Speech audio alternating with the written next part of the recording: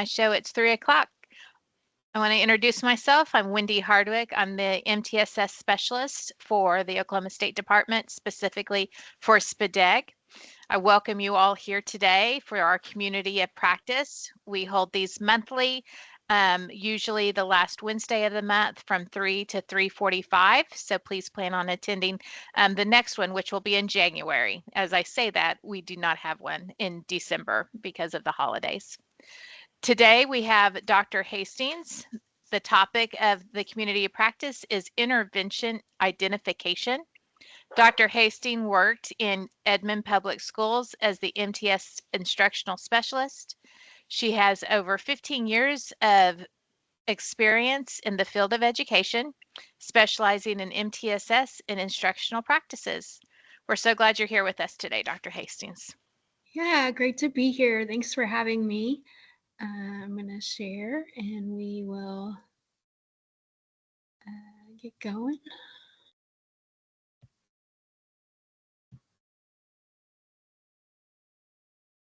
Okay.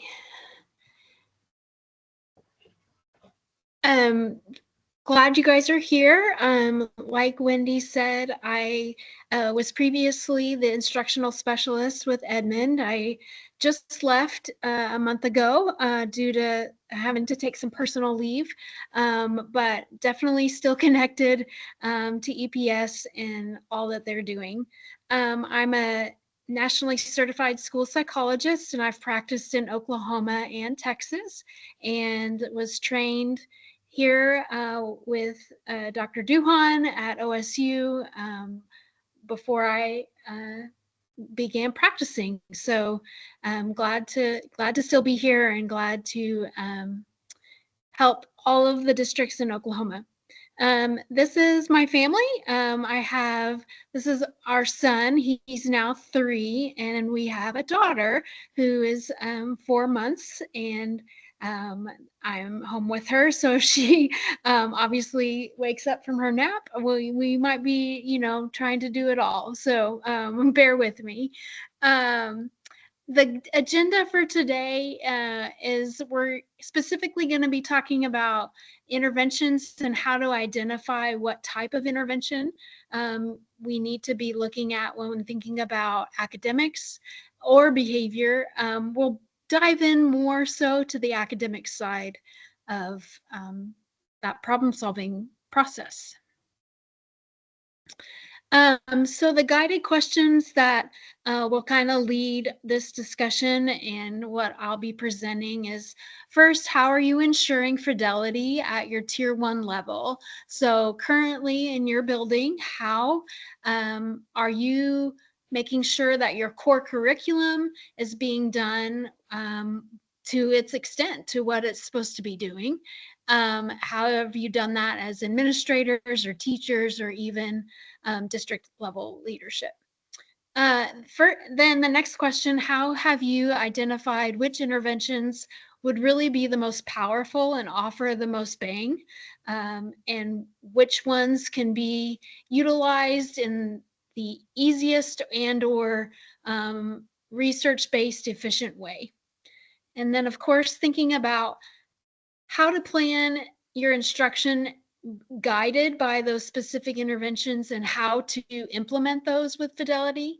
And then, of course, once you've implemented that, how are you making sure that you are checking that intervention implementation and problem solving from your data that you gain from that, and or lack of data? How are you trying to think through that as a team? Okay, so the other focus point is thinking about when we are utilizing a standard treatment protocol approach. So meaning when we have a specific identified problem, either let's say, acquisition of those letter sounds, what are we doing to specifically target and treat that deficit? And how are we identifying that through the screening data that we're collecting? So the first step, and I'm sure you guys have talked about the problem-solving model and steps and approach before. So hopefully this isn't brand new information, but the first step being, how are we going to identify that problem that may exist with our students? So the first thing to think about when identifying the problem is, what are students expected to do at this point in the school year or this point of the grade level? And so that's why we need to know what's the standard, what's the norm in what we're referencing. So when I say norm, I'm meaning like, what is the normative data that we have from either a national or local level, and what is average or what's normal for, let's say, first graders to be functioning at this level. And then when we say, okay, here's our average, what are they actually doing? So what are our students actually performing in comparison to that norm or that normative data? The importance of knowing really where that norm is so that you can define what's mastery. Without this criteria, we're using our best guess, and that gets us all over the map. We used to joke like, well, I think they don't know the proper the way to reading, or they don't know their letter sounds. But now you have data to say, here's where they should be, here's where they are, and this is where we need to get to. And the importance of that normative goal, as you hope are understanding, is that we know where we're headed. We know what is mastery. Ideally, publishers utilize that to be able to define what is average for the grade level in that particular area. Then after you are identified, so we just talked through problem identification, then now you're looking at the data you have and analyzing, okay, where are they above? Where are they below? Where are they right average or meeting the target? This is the second step, obviously, of that problem-solving process, and it's where you identify those variables that will lead to where we go next, that resolution of the problem. There's three different assessment tools or assessment criteria that you can utilize for identifying those targets. So the first one being curriculum-based measurement, which hopefully you've heard of before. These are a lot of our tools, like DIBELS or the math probes, or they used to be called STEEP. There's all these different curriculum-based measurement tools that are out there or on the market, and actually you can get them for free, and that you can utilize to identify those goals and where students should be, and being able to move forward in that problem-solving process. The second thing you can look at is a skill versus performance assessment, and I'll go into a little bit more in depth on exactly what that is. And then, of course, structured observations. So these could be individual student observations or even class-wide observations about watching the students and how they're performing in a group or even in an individual setting. So thinking about those, that number 2, which was identifying the skill deficit or the performance deficit. So this is how you think about that and how you perform that assessment. So a skill deficit is really easy to understand, is that and the student is unable to perform or master the skill that we're asking them to. So if you're thinking about a reading problem, we can keep utilizing that letter sound identification, in that they are either unable to identify the sounds completely, or maybe they're not able to do so in a fluent manner. And so thinking through trying to identify what is the skill and there's criteria about which skills should be mastered at what times of year, etc. But in thinking through, is this a problem that we can teach and remediate through instruction in that skill? Or is this a deficit in the performance? So the performance meaning they know how to do it, they're just not doing it for us. And so they may not be motivated, and or they may not there may be something competing for their attention or their performance. And inevitably, I should say, there can be both. You can have a skill deficit problem and a performance Wow. deficit problem, which they may not know how to do the skill, but they also may not perform. And so there's ways to set up some criteria and set up some scenarios to identify, is this a skill problem, or is this a performance problem, or is it a combination of?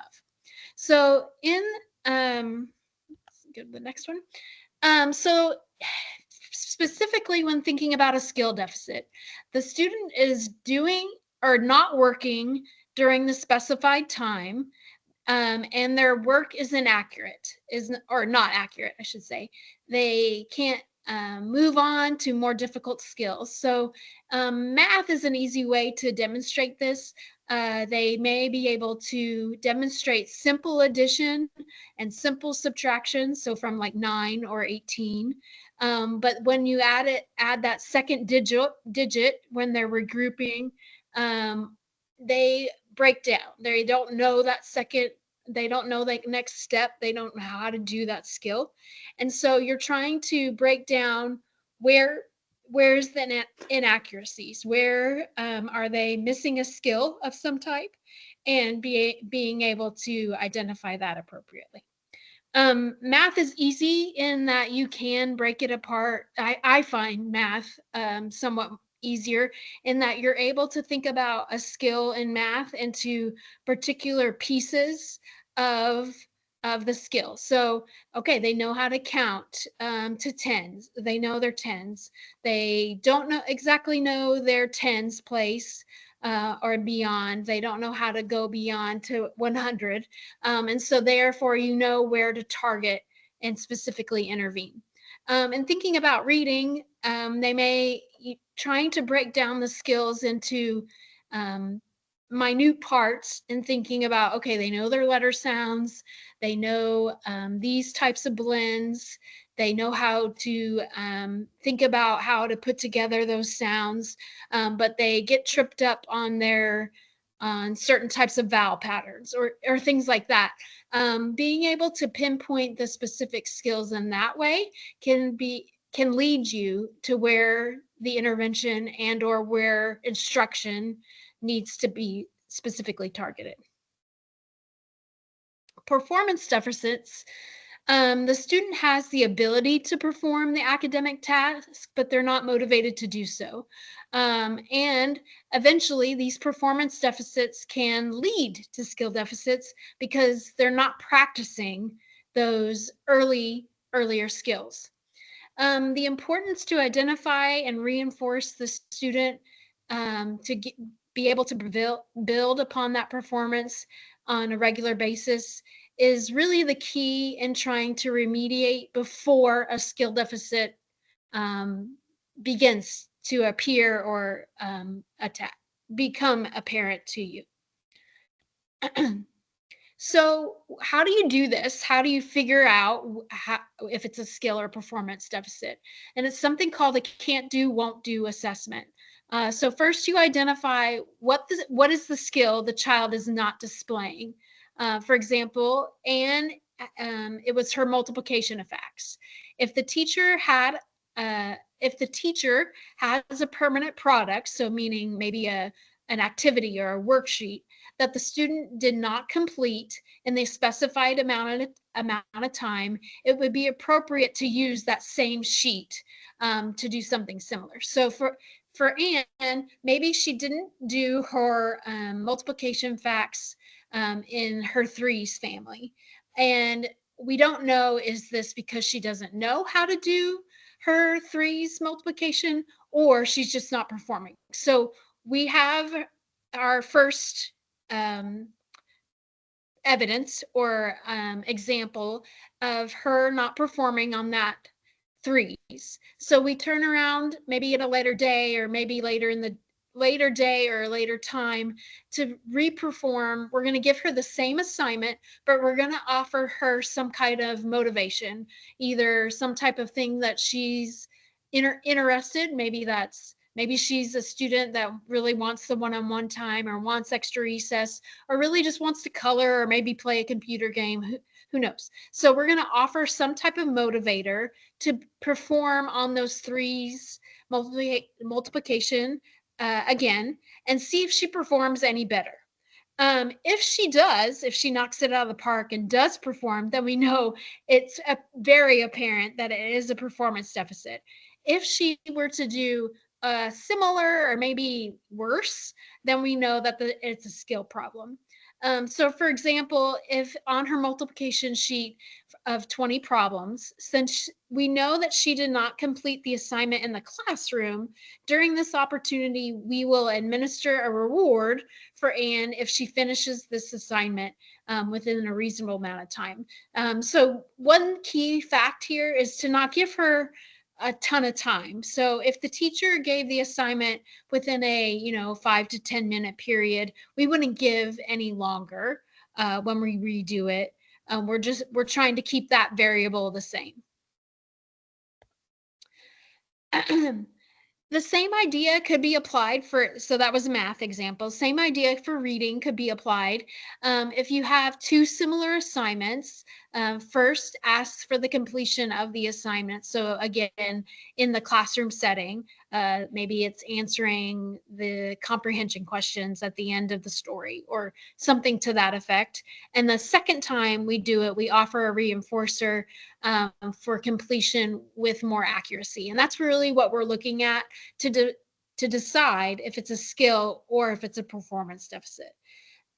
You're getting really scientific and thinking about this problem, and that's how you're kind of picking it apart and trying to think about, okay, is this a skill problem or a performance problem? Or you'll often hear this type of discussion: is it a skill or a will problem?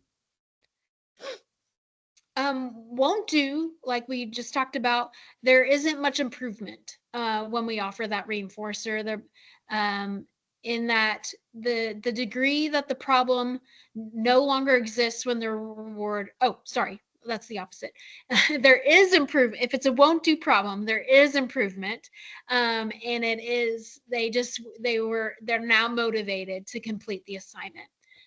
Can't do problem, this is when there's little and no improvement and when their performance occurs. And then of course, the one we don't want, because it's always tricky, is when we have a combination. If we have not only a can't do problem, but also a motivation problem or a won't do problem. And that performance does improve, but even with the reward, they're still not meeting that mastery target. So keeping with our example of Anne, we ask Anne to do the simple multiplication sheet within 5 minutes, and we record how accurately she does in completing that. Then we ask her to do the same sheet, and this is at setting number 1, or maybe the day before. Then we ask her to do the same sheet, and we're now offering that reinforcer. We're trying to decide, is she finishing more quickly or more accurately, and how much was she completed. If there is no difference, then we can hypothesize that Anne does have a skill deficit, and we really need to remediate the multiplication problem. If she performs better, if she performs dramatically different when we reinforce, we can hypothesize that Anne does have a performance deficit, and we just need to think about how to offer some motivation in the classroom setting. Performance deficit interventions, many of these interventions simply need to increase the reward system in what's motivating or what speaks to that student. and meeting their goals. So some examples here could be work completion interventions or performance deficit ideas with thinking through how we can continue to build on completing the assignment and turning it in, and really those executive function tasks to be able to work through the work and work through the school day. Skill deficit interventions, when the student does not have those appropriate skills, we have to think about the instructional hierarchy and where the breakdown might exist. So I'm going to jump into that specifically because that'll be a lot of our presentation today. If you're not familiar with the instructional hierarchy, this is a way to think through how students or how all of us gain new skills. This builds from a bottom up approach, and it has to have a triangle because everything in MTSS is triangle related. So keeping that alive and well. The instructional hierarchy is a step-by-step model of learning, and learning can be broken down into these 4 steps. And so the first one being acquisition. So first we're going to be acquiring that new skill. Then we'll become more fluent at it. Then we'll be able to generalize that into different types of settings and different types of problems. And then the final step of the instructional hierarchy is adaptation, and adapting what we learned at the very beginning into new, not only beyond those new settings, but even taking it a step further. So acquisition, it's very much what you think it is. It's the stage in where the student is initially learning or developing use of the skill. So in thinking about our math example, in where Anne was learning how to multiply, it's really breaking it down into, well, first she's learning her ones, or how to multiply by 1, and then by 2s, and etc., and moving up the hierarchy or the scope of numbers to build that acquisitional skills. The instructional procedure at this stage includes presentation, modeling or showing, guiding practice or doing, and then providing corrective feedback for the student. You'll hear a lot, I'm sure, as you were learning about how to become a teacher, or, first I do, we do, you do, and thinking about how we can demonstrate the skill, allowing some practice with guiding or hand over hand, and then performing it on our own. Acquisition problems will often look like the student has not received adequate or enough instruction, and often the skill breakdown or the skill builds upon each other to be able to check for accuracy. So again, going way back to the beginning of the presentation where I was talking about norms, and thinking about what's the norms, what's the criteria or the goal for mastery at this particular grade level. So we'll just say first grade, for mastering the letter sounds. What's considered average? And again, where is that breakdown? How accurate are they at identifying those letter sounds? And are they able to take the next step, or are they kind of stuck at identifying that first skill? Fluency, which is also, again, what it sounds like, is when the skill is acquired and now it's in that repertoire of this for the student, but they cannot perform it quickly. So maybe they know their letter sounds in a flashcard situation, or in a when they're looking at the alphabet at the top of, I'm blanking on words, at the front of the classroom, and they can identify where where certain letters fall in the alphabet. But when it's in isolation, they have a more higher time, or maybe when it's presented with words, they can't do it quickly. So there's a breakdown in that they're still in that acquisition stage because they can't do it in a more rapid manner. The goal of fluency and the related interventions for the students that kind of have a breakdown in this area is that when they're independently practicing, um, they can get it, but they're not getting it rapid. They're not getting it at a rate that we would expect. Fluency is an important skill and is often curriculums don't emphasize fluency because they're moving on to the next acquisition skill. Excuse me. This may be an area to allow for repeated practice when we're instructing our students and we're thinking about those new skills that they're acquiring. So why is fluency important? This is the linchpin into moving to more complicated tasks. And when we're about to talk about generalization, but this is a student can't take that particular problem or that particular letter sound combination into a different setting or a different scenario when they can't do it accurately and fluently first. Students with fluency problems will work accurately, but their work will be incomplete. It's not uncommon for students to have difficulty retaining facts or the skills. And so this type of problem may be evident when you're analyzing their work completion, when they're getting it right sometimes, but if they're breaking down because they're not getting enough exposure and practice uh, in that scenario. Next, as we're going up that hierarchy, is generalization. When the student is fluent at a skill, they are expected to apply these skills under different circumstances. So an example of this may be, we'll just stick with multiplication.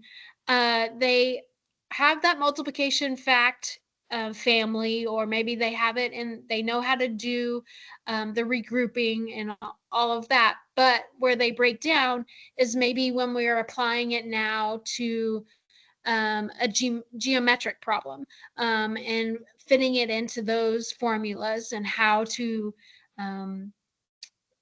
multiply to gain other, like the radius, or being able to know how to solve different problems. Often students may need assistance in understanding that these skills can be applied to different types of problems. Also thinking about a word problem. So how to identify when do I need to multiply, and how do I identify what words are cueing me to do a multiplication problem. That may be an example of a generalization scenario.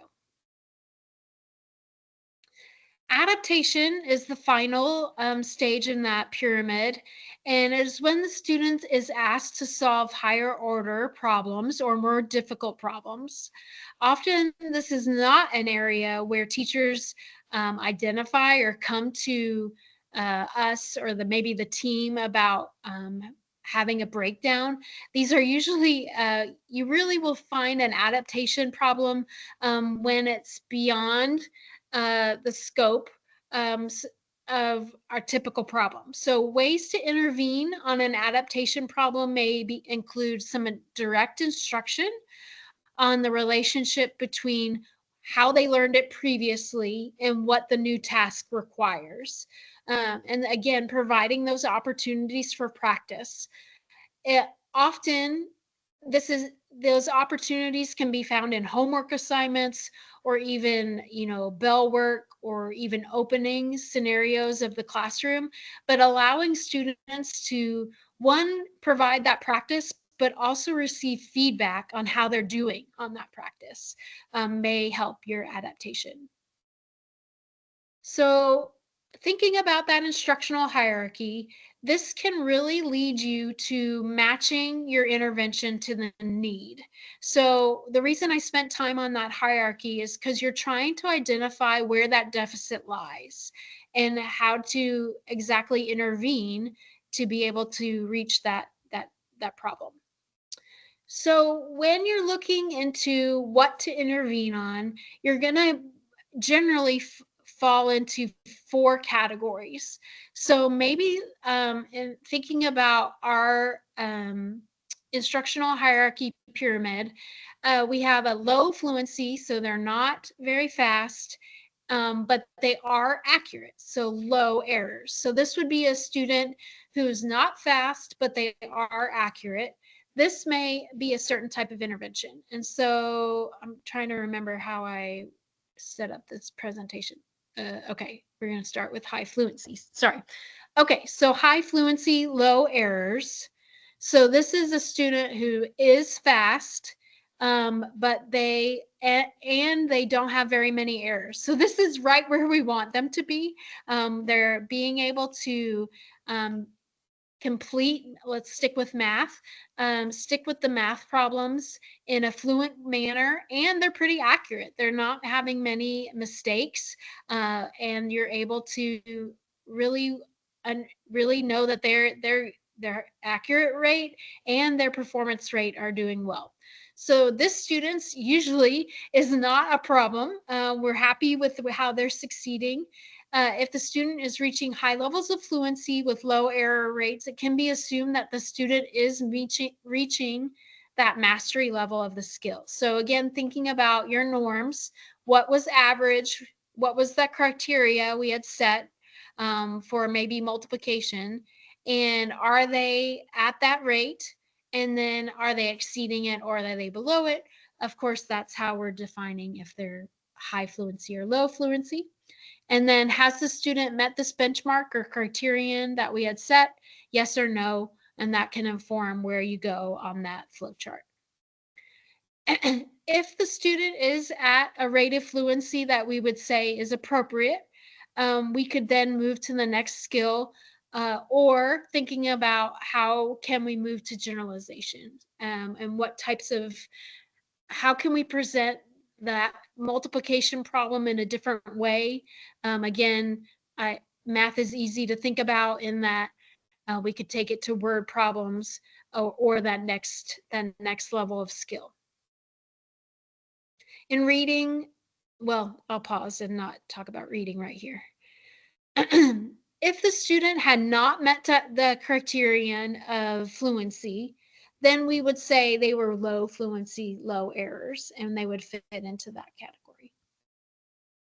So low fluency, low errors. So they're a little slow. They're not as fast as we would like them to be on the math skills, but they are accurate. And that they don't have as many errors. If we find that that's the type of skill deficit that we have, we could be able to present, our intervention could think about how could we build that fluency in an appropriate way. So we could think about not only goal setting. So, okay, we are doing, let's stick with multiplication and in our example here, and they're doing their threes, and they're accurate, but they're just not very fast. And so we could just be able to set some criteria and different goals to meet. So we could do it in, maybe we're doing so many problems in a minute or 2 minutes, and we're being able to say, okay, we did 5 problems in a minute. Let's try to incrementally increase that to maybe 7 or 8, and being able to set those goals appropriately.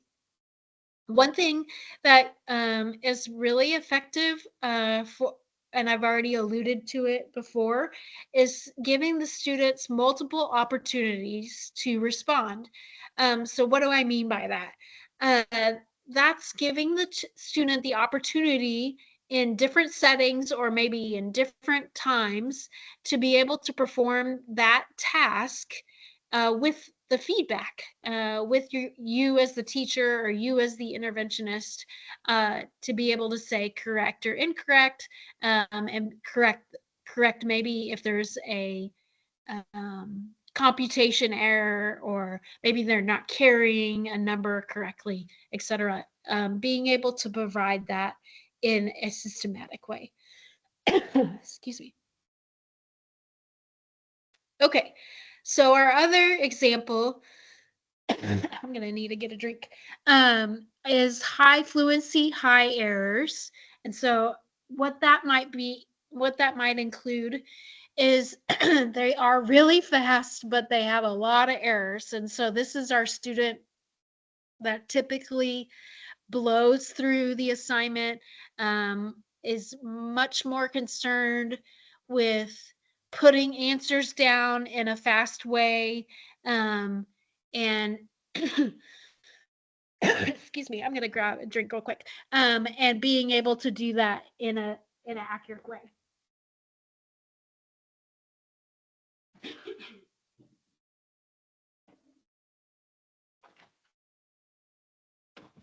Okay, so if they are doing that, accuracy would be the area that we would need to really focus on and provide that instruction. So accuracy interventions could include first modeling to the student how to solve that multiplication problem. So um, let's keep going with our example, and they're trying to complete a 2-digit by 1-digit multiplication problem, and modeling how to not only multiply the ones column, but then how they multiply the tens column, and being able to demonstrate that first in a corrective feedback loop, modeling how to do that. And that it could include visual cues and again, coming back to that opportunities to respond, meaning giving them more. If our worksheet or our practice assignment only has, let's say, 5 problems that are really doing the 1-digit by 2-digit problem, we need to give them more opportunities or more problems to practice that. Um, and often it it's really curious with our curriculum and our assignments. You'll notice that we instructed on maybe the 1-digit by 2-digit, but we didn't provide enough practice or opportunities to do that in the practice sheet or the homework assignment, or maybe the classroom assignment. And so just being able to offer the student more chances to practice that action. And then, of course, immediately providing that corrective feedback. Uh, what we know is that we don't want our students to practice wrong. And so, therefore, it's important for us as the educators to catch maybe the error, to be able to correct it more immediately or more um, from the beginning. Okay. Okay. Low fluency, high errors. So these are our students who are not very fast, and it's painstaking. They're making a ton of errors or high errors. If the student is displaying high errors, again, this is an accuracy problem or an acquisition problem, and that we need to focus on either our instruction at the very beginning broke down, or they don't have that skill to be able to build upon. So accuracy interventions come back to that modeling, again, those same things that we just mentioned a minute ago, modeling the correct procedure, practicing with the student to be able to master that procedure, providing the visual cues to do so, and then those opportunities to respond. Again, the same example that we just looked at in the other one, but giving them multiple chances to practice that, maybe that skill or that particular problem that they are trying to acquire. And again, that immediate corrective feedback. Some accuracy interventions could include for, I just put a couple on here that are specific to reading, math, and writing or spelling. Improving reading vocabulary with sight words. This could include trying to build the sight word knowledge. And so in this intervention, you are building, if you're not familiar, it's doing like a drill sandwich or a fold in technique. Excuse me. CBM or curriculum based measure probes with performance feedback. Again, you're thinking of ways for students to build that acquisition and gain that performance feedback.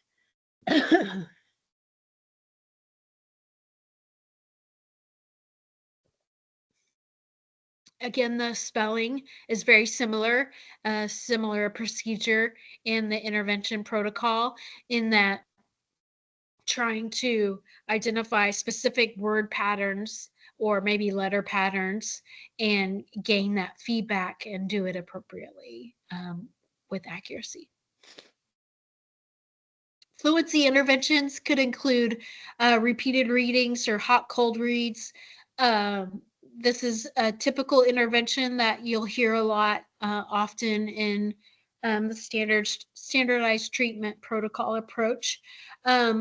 This the reason why you hear about repeated readings a lot is there are a lot of ways to manipulate the variables to be able to build acquisition and fluency in that type of protocol. And then math, CBM probes with performance feedback and goal setting. There are definite ways for students to not only, I've seen this done in a group setting or a whole class setting where you're able to, you give the practice sheet or the probe, and then you trade papers and your peer scores you. But then you take it back and the student knows where they scored the first time, and the next time they try to beat it. They do a goal setting procedure in that type of intervention. And writing and spelling, the cover, copy, and compare for sight words or specific spelling words can be utilized. A lot of times we hear of cover, copy, compare in math, but it's a very similar protocol for spelling as well.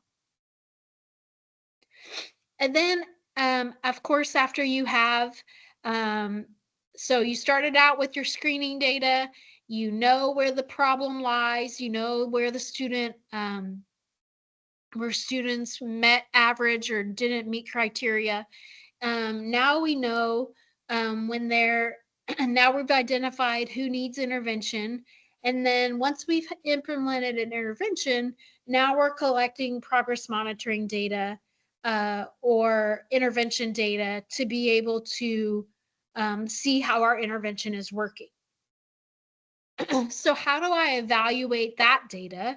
And with progress monitoring, it's fairly simple in that we set up a graph, and our first data point is the baseline data point where they began, where screening had them, and then where do we want them to go? What's our goal?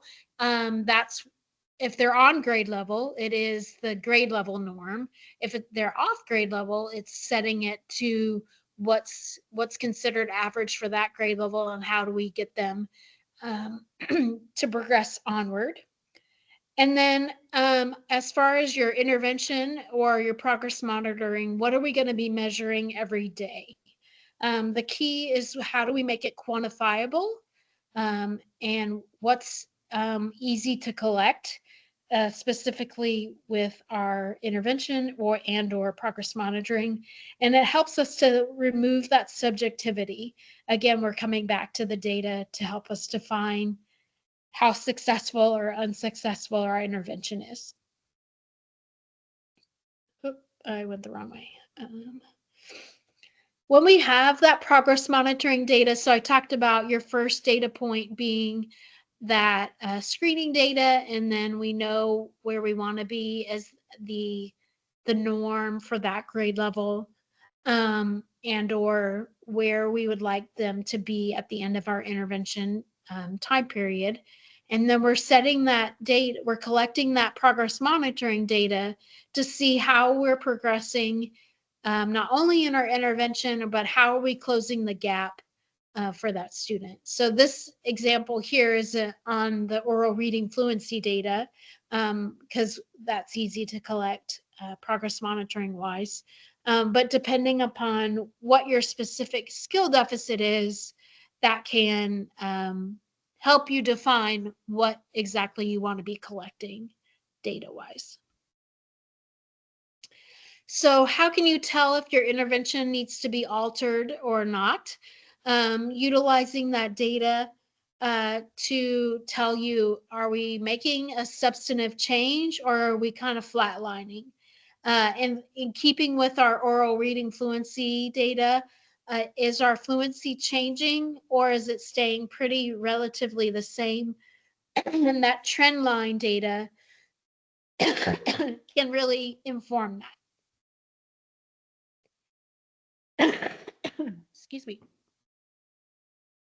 The final, one of the final steps in thinking about where do we go with intervention data is if our data is flatlining, like that example we just looked at, that would tell us that we need to intensify or we need to change our intervention um, to really specifically target or really hone in on that specific problem. Oops. So if the intervention does need to be intensified, how do we decide what to do?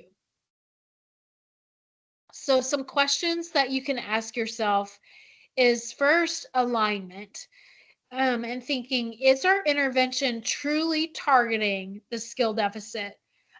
So reflecting on, okay, at the beginning when we screened, we noticed this deficit was in reading, and we identified the problem as they didn't have the skill of the letter sounds.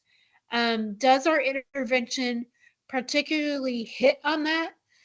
Excuse me. Um,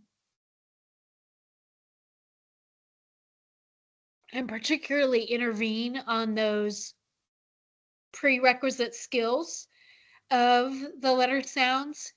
If yes, then we can go to the next question. If no, then we may need to adjust our intervention accordingly. And this happens. I have experience where we miss the target in the beginning. We miss what we should have been really focusing on, and it's okay because we're going back. We're going back to the drawing board. Okay, so the second question, could the frequency of the intervention be increased? Thinking about our options. So if we currently intervene at 1 time a day, could we increase that to 2 times a day? Maybe we intervene at the morning bell work, and maybe we could add a session at the end of the day. If you operate in a 4 times a week situation, could we increase it to 6 sessions a week? And thinking about ways to increase those opportunities to respond. Again, that's that example of we're giving those problems in a more specific way, in a more time sensitive fashion. And then the final question, could we increase the individual opportunities to participate in the strategy? So maybe we are implementing the intervention in a small group scenario, in a group of 6. Maybe we just lessen the group from a group of 6 to 2 and give more individual opportunities for practice than we were previously. In conclusion, we're keeping in mind that we are changing the environment, and that can mean a variety of different aspects. So in intensification, thinking through, like we were just talking about those, excuse me, those group settings, or even those opportunities to practice.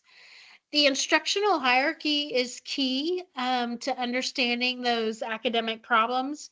If your child doesn't fit into one of those areas, maybe it's time that we investigate other areas of that instructional hierarchy. So maybe they're not able to apply the steps to word problems because they don't have that fluency of the multiplication facts.